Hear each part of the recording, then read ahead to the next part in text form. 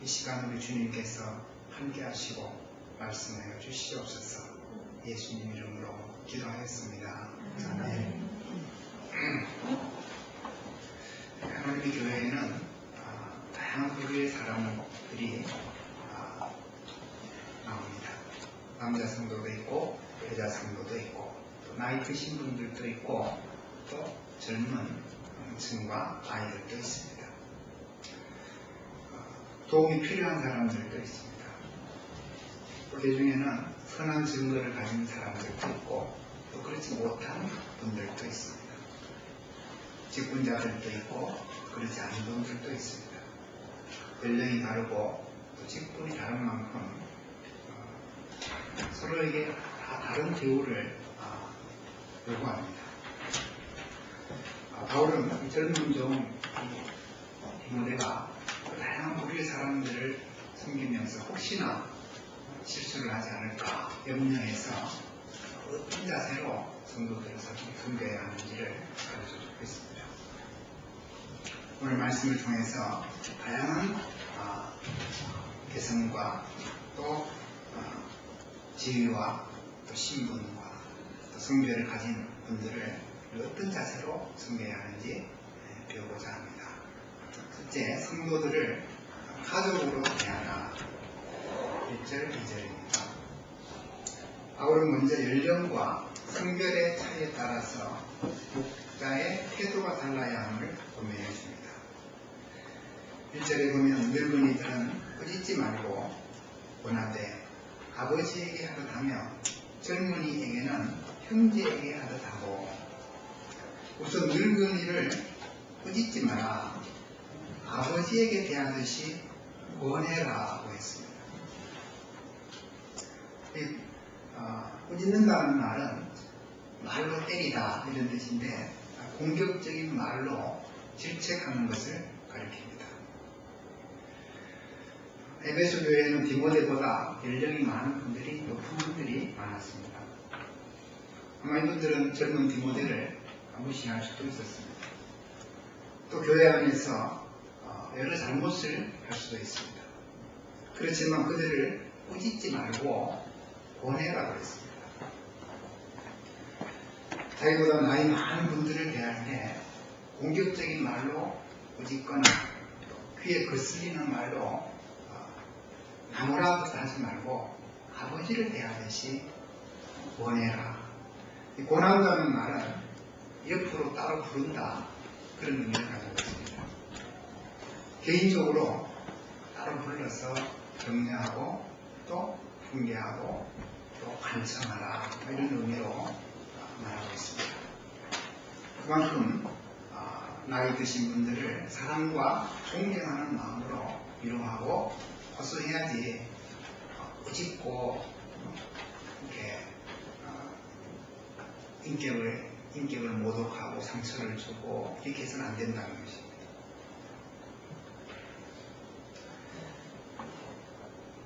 특히 자기보다 나이 많은 사람들을 대할 때 꾸짖어서는 안 되고 권해야 된다.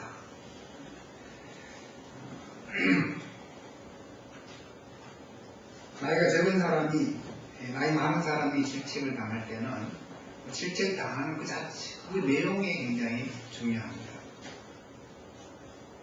그래서 그 내용에 대해서 좀 섭섭하지만 생각하면서 받아들입니다.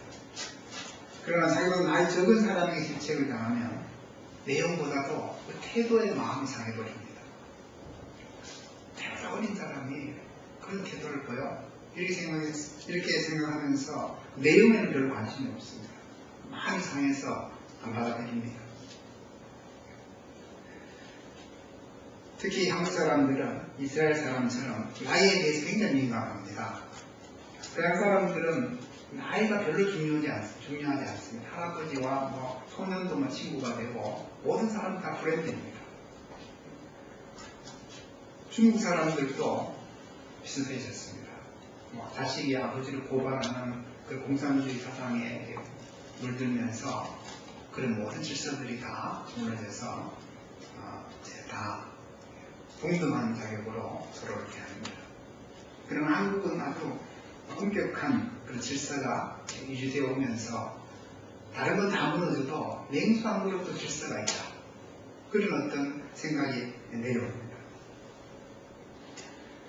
아마 세계에서 버스 안에 노인석이라고 구별된 나라는 우리나라밖에 없습니다.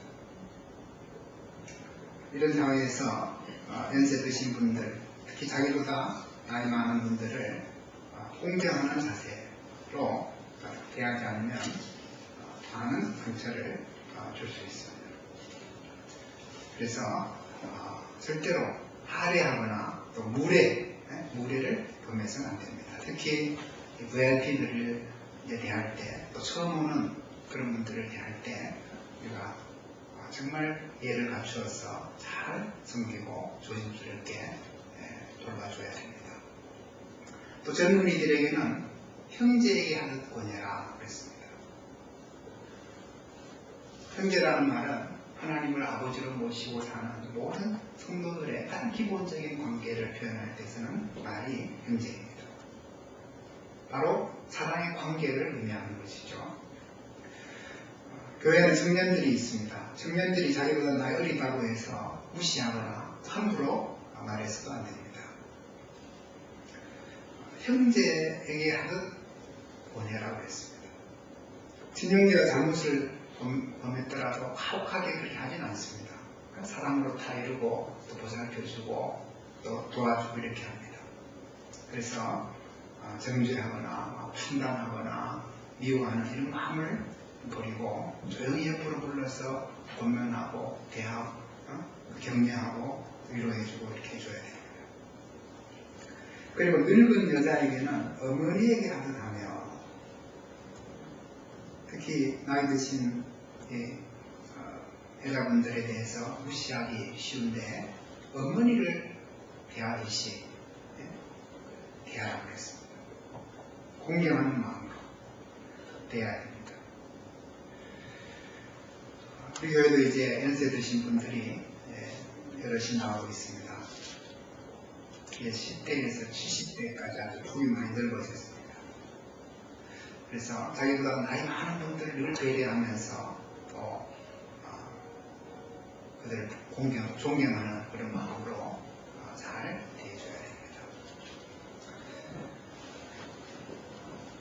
연장자가 잘못을 했더라도 항상 예를 갖추는 게 굉장히 중요합니다.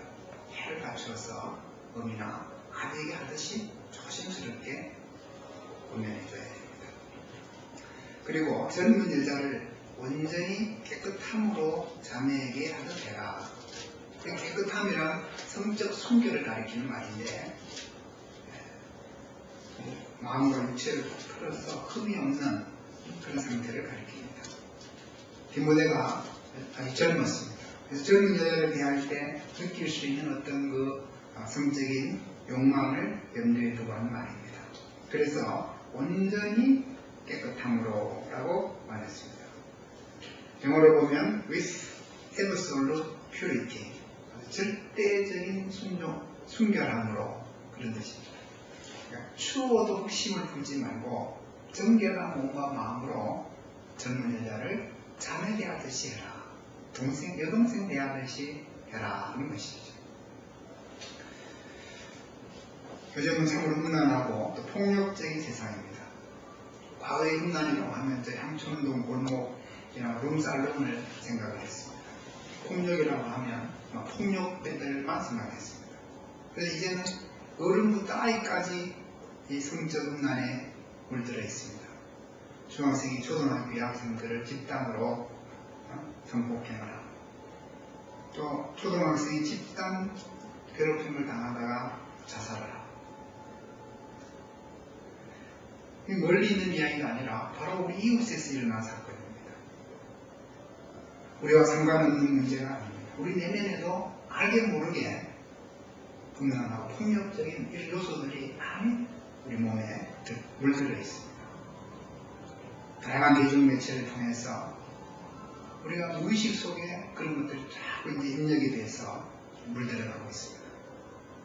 요즘 세대를 돌아보면서 소돔과 고모라와 별로 다르지 않다는 것을 생각하게 되었습니다. 어른부터 시작해서 아이까지 모든 사람들이 이 죄악에 물들어 있는 그런 시대가 되었습니다.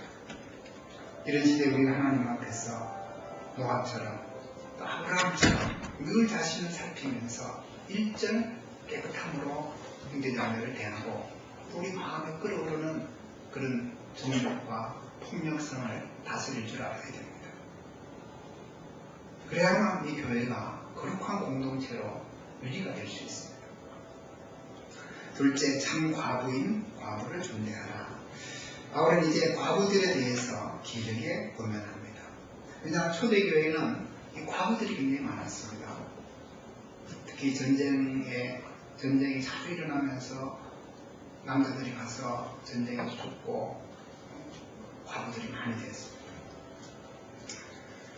또 과부가 되면 자기 능력이 없었기 때문에 재혼을 하거나 또 창녀가 되는 경우도 많았고 또 국민 부모를 따라서 생계를 유지하고 아이들을 키우는 그런 가정들도 있었습니다.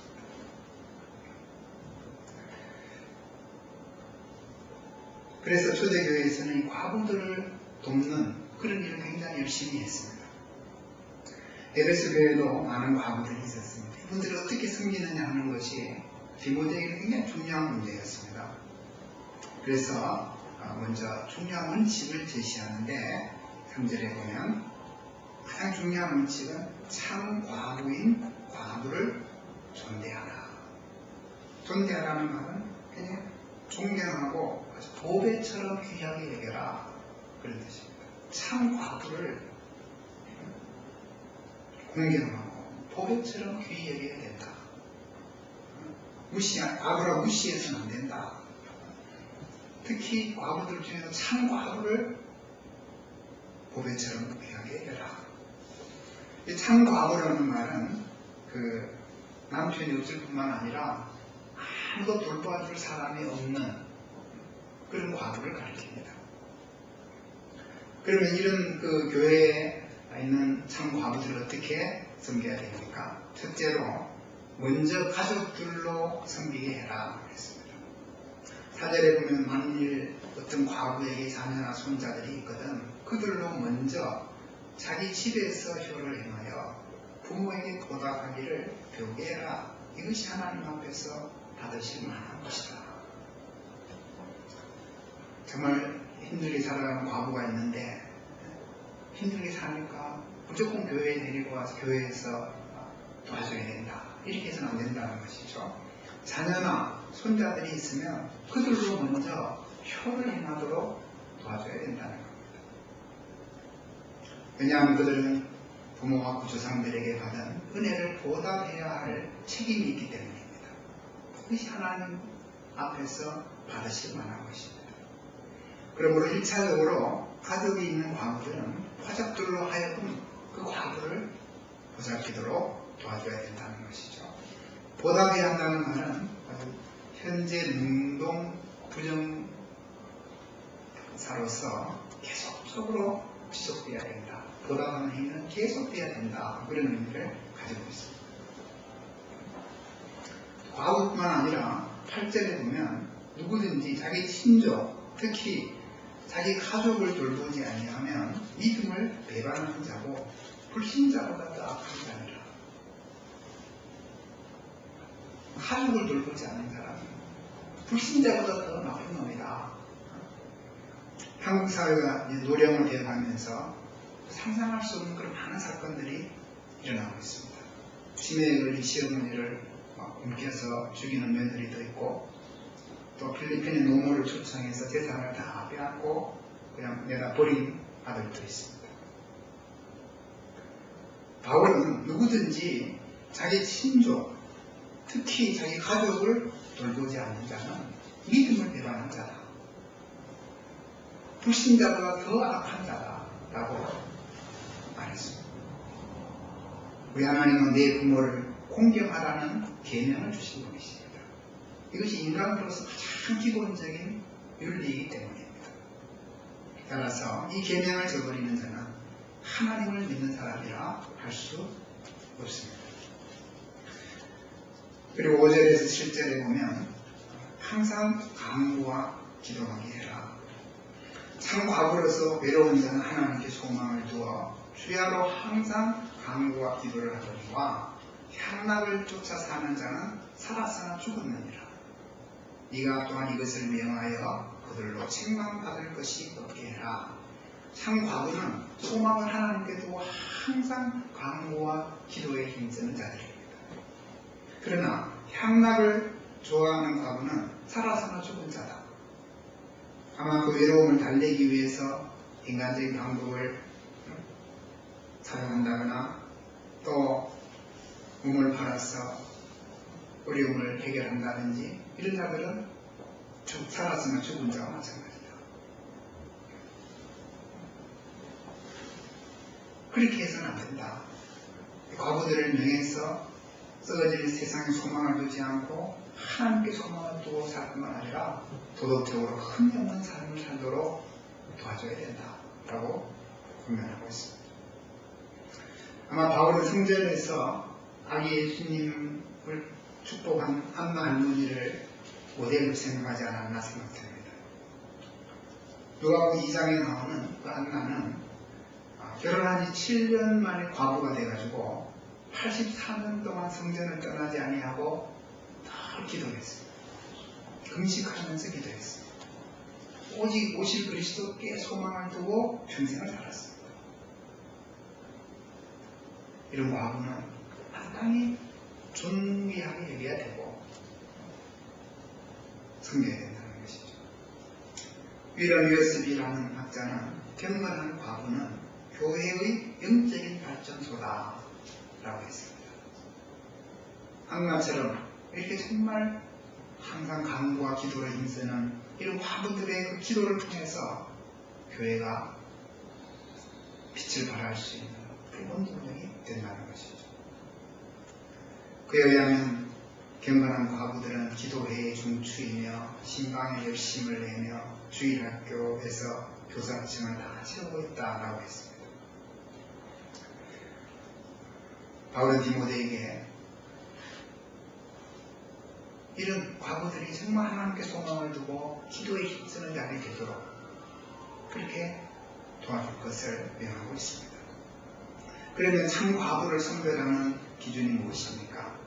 9절 10절에 보면 과부로 명부에 올릴 자는 교회에서 정말 보배처럼 귀하게 여기고 존경해야 할 그 명부를 이제 만드는데 나이가 60이 덜 되지 않고 한 남편의 아내였던 자로서 선한 행실의 증거가 있어 혹은 자녀를 양육하며 혹은 나그네를 대접하며 혹은 성도들의 발을 씻기며 혹은 환난당한 자들을 구제하며 혹은 모든 선한 일을 행한 자라야 한다는 겁니다.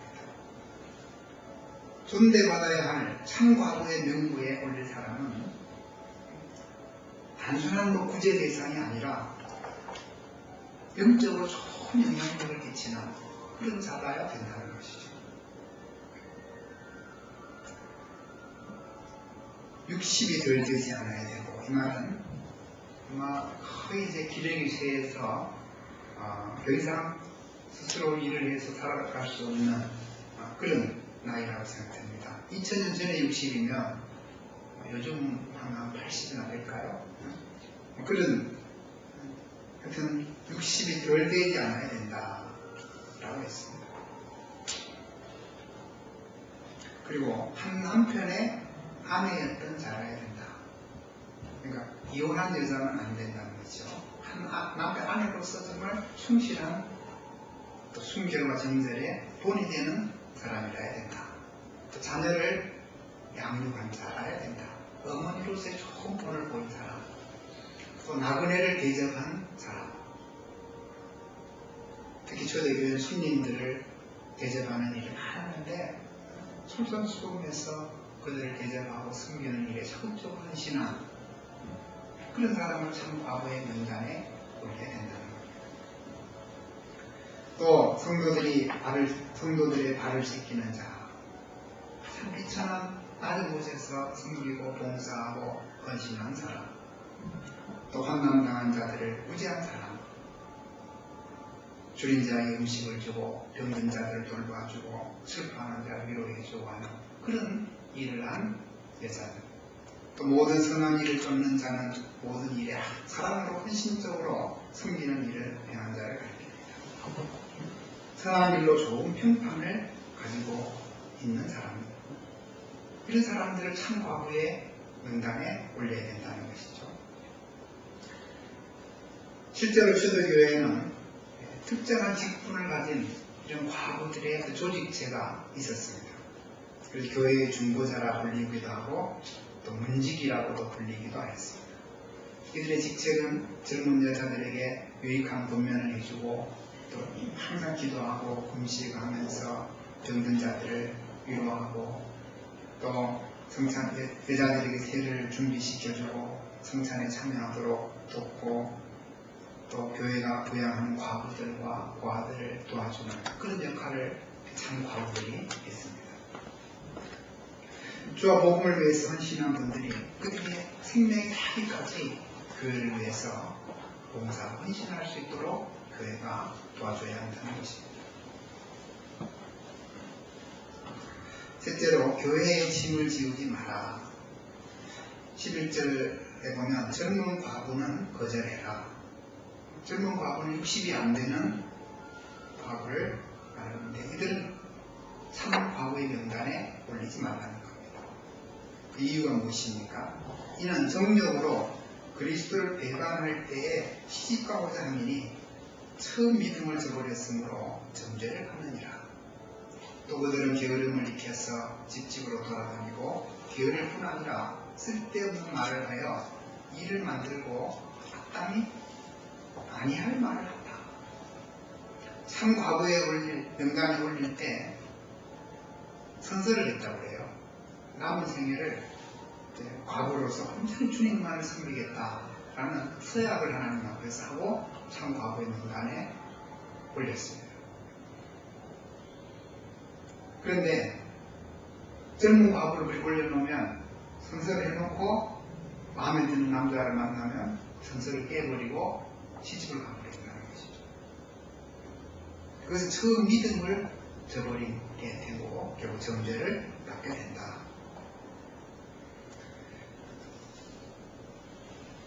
또 다른 한 가지 이유는 젊은 과부를 참 과부로 올려놓으면 집집마다 돌아다니면서 교회를 어지럽힐 가능성이 많다는 겁니다. 참 과부로 등록이 되면 아마 교회에서 일정 이렇게 재정적으로 도와주는 그런 일을 했던 것 같습니다. 그래서 일을 안 해도 먹고 사는 문제가 어느 정도 해결이 되니까 게으름을 몸에 익히게 돼가지고 생업에 게을러지고 또 집집마다 돌아다니면서 수다를 떨고 남의 일을 간섭하고 안 되는 말을 하고 그렇게 해서 일을 만든다는 것이죠. 사소한 문제를 막 크게 만들어서 혼란을 일으키기도 하고 없는 일을 막 있는 것처럼 만들기도 합니다. 데살로니가 교회에 이런 여자들이 있었습니다. 바울은 이 젊은 과부들을 어떻게 하라고 했습니까? 14절을 같이 읽어볼까요? 시작. 그러므로 젊은이는 시집가서 일을 나누고 집을 다스리고 대적에게 비방할 기회를 조금 더 주지 말기를 원하노라. 시집가서 아이를 낳고 가정을 잘 다스리도록 해라. 그렇지 않으면 마귀에게 하나님의 교회를 비방할 기회를 주게 된다. 기회라는 말은 이제 내용인데 작전의 어떤 근거, 전초 기지를 만들어주는 걸 가리킵니다. 사단이 역사할 수 있는 꼬투리를 주게 돼가지고 막 돌아다니면서 이 말 저 말하고 안 된 말하고 해서는 안 된 말하고 그것이 꼬투리가 돼가지고 사탄이 역사해서 교회를 혼란에 빠뜨리게 된다는 겁니다. 그래서 젊은 과부는 절대로 참 과부 명단에 올려서 존경을 받도록 해서는 안 된다. 또 교회에서 그들 보조해서 안 된다. 15절에 보면 이미 사탄에게 돌아간 자도 있다. 예루살렘 교회를 보면 항상 외부로부터 오는 핍박, 과 또 내부에서 일어나는 사단의 역사가 번갈아가면서 계속 일어났습니다. 내부적인 박해가 오면 성도들이 한 마음이 되어서 기도하면서 물리칩니다. 그 물리치고 조금 이제 그 마음을 안정하게 되면 내부에서 또 사단의 역사가 일어나서 여러 가지 문제들이 생기게 됩니다.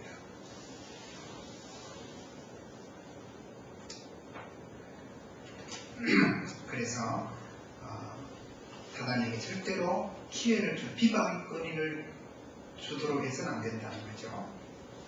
그리고 16절에 보면 만일 믿는 여자에게 과부 친척이 있거든 자기가 도와주고 교회가 짐지지 않게 해라. 이는 참 과부를 도와주게 하려 합니다. 안 믿는 여자에게 과부 친척이 있다면 그 믿는 여자가 도와줘야지 교회에 그 짐을 지어서 안 된다는 겁니다.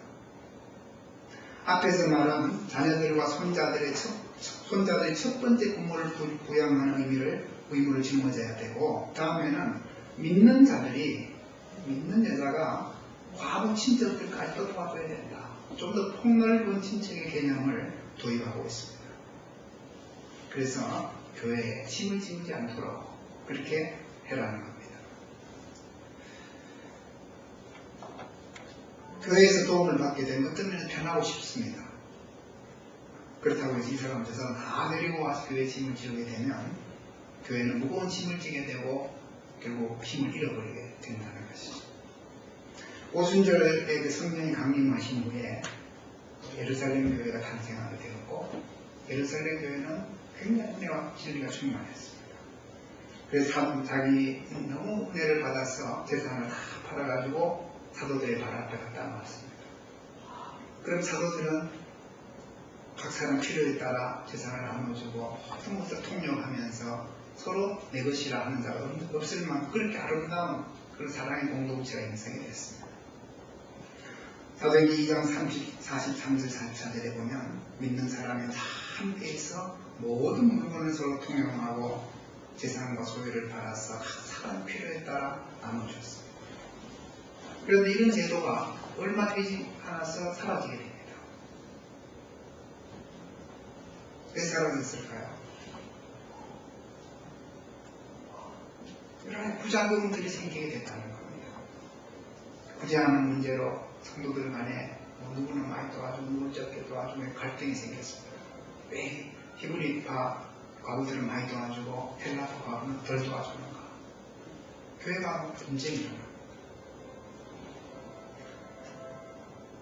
또 일도 안 하고 교회 덕을 보려고 하는 사람을 자꾸 늘어납니다. 게으름이 들어오죠. 교회를 위해서 헌신하려고 하기보다도 교회를 통해서 뭔가 이득을 보려고 합니다. 그런 사람들이 늘어나면서 교회는 점점 생명력을 잃게 되었습니다. 점차 재산을 팔아서 헌신하는 사람들이 줄어들고 더 이상 교회가 그 무거운 짐을 감당할 수 없게 됩니다. 나중에 예루살렘에 기근이 들어가지고 그 재정 문제를 해결하지 못해가지고 마게도니아와 이방에 있는 교회들이 헌금해가지고 예루살렘 교회를 도와주게 됩니다. 이제는 교회에 짐을 지우게 되면 그런 결과를 가져올 수 있다는 것이죠. 저는 이 말씀을 묵상하면서 바울이 과거를 부재하는 일이 에베소 교회에 짐이 되지 않도록 간절히 기도하면서 방향을 주고 있는 것을 보게 되었습니다. 교회는 구제해야 된다고 해서 무조건 다 구제의 대상으로 올려서 짐을 지어서는 안 됩니다.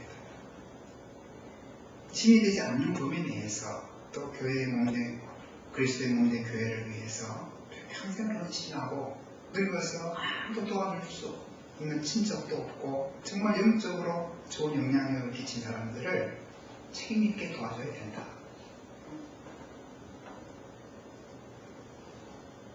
젊은 과부들을 참 과부의 명단에 올리지 말고 가능하면 친척들, 가족들 또 넓은 의미에서 믿는 자의 그 과부들을 도와주도록 이렇게 방향을 잡아주고 있습니다.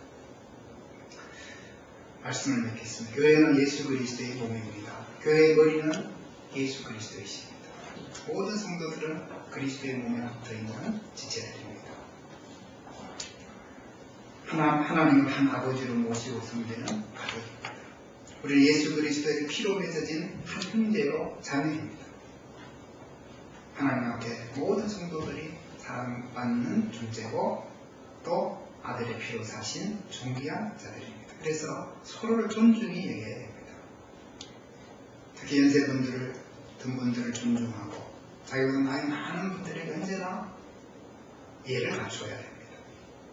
젊은 여자들을 대할 때 깨끗한 마음으로 형제 자매를 대하듯이 몸과 마음을 순결하게 지켜야 됩니다. 또 평생 교회를 위해서 헌신하고 늙어서 어떤 사람의 도움도 받을 수 없는 형편이 되었을 때 교회는 그를 선대하고 구제해야 할 책임이 있습니다. 그러나 교회의 떡을 세우는 방향에서 신중하게 결정을 해야 함을 가르쳐 줍니다. 오늘 말씀을 통해서 우리 교회가 이제 다양한 계층의 부류의 사람들이 다 함께 모여서 그리스도의 몸된 교회를 세워가야 합니다. 이런 과정에서 우리가 바울이 가르쳐준 이런 원칙에 입각해서 교회를 잘 세워갈 수 있기를 기도합니다. 기도하겠습니다. 거룩하신 하나님 아버지, 하나님께서 그치나 저희들을 사랑하시고 독생자 예수 그리스도를 보내주셔서 감사합니다. 그리스도의 몸된 교회를 섬길 수 있는 은혜와 특권을 주신 것을 감사합니다. 저희들이 모두 그리스도 안에서 한 형제요, 자매요, 어머니요, 아버지요, 할머니요, 또 손자들인 것을 고백합니다.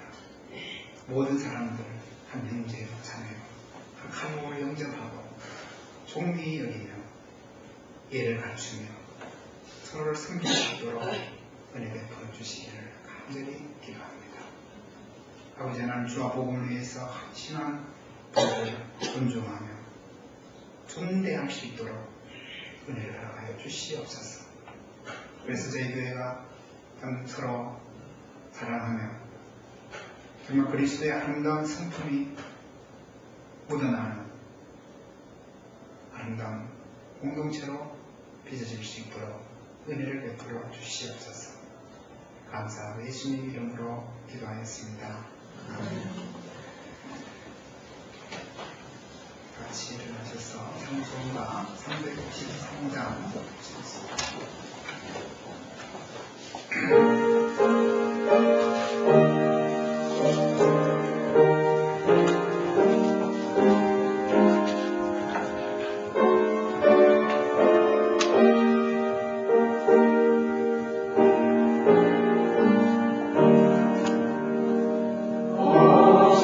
주시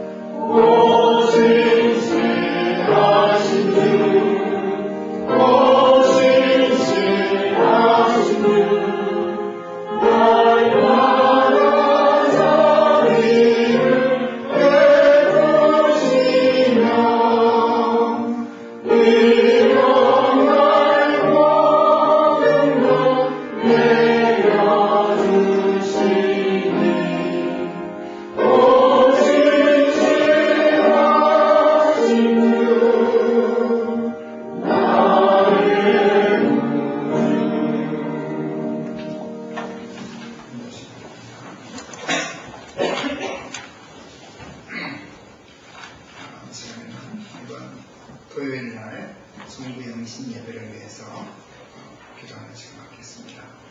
하나님께서 우리 각 사람에 합당한 요절 말씀